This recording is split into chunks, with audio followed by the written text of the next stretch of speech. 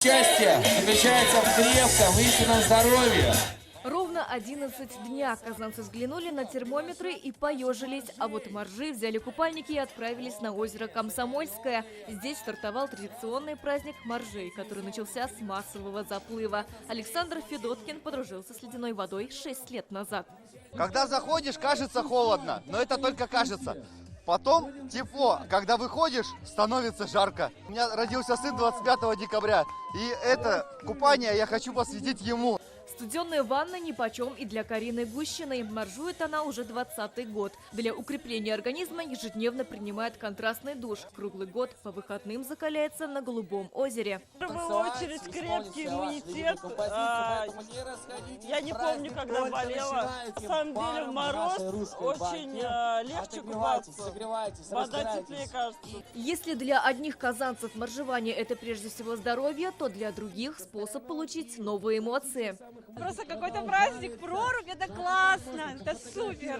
Адреналин работает на 100%. Это даже круче, чем прыгать с парашюта. Это я могу вам точно сказать, потому что у меня 5 прыжков. Такие ощущения необычные, вот когда такие эмоции, такое горящее тело, ощущение, что живешь какой-то более полной жизнью. Это когда ты, получается, не идешь на поводу своего ленивого тела, которому надо поспать, полежать, тепло, комфорт, а просто ты понимаешь, что ты хозяин своей жизни, хозяин своего тела. Призываю всех закаляться и не стесняться, потому что закаленная Россия – это здоровая, сильная и могучая страна. Чтобы после процедур любители холодной воды могли согреться, на берегу установили баню-бочку. Для безопасного зимнего купания рядом службы скорой помощи и сотрудники ГИМС.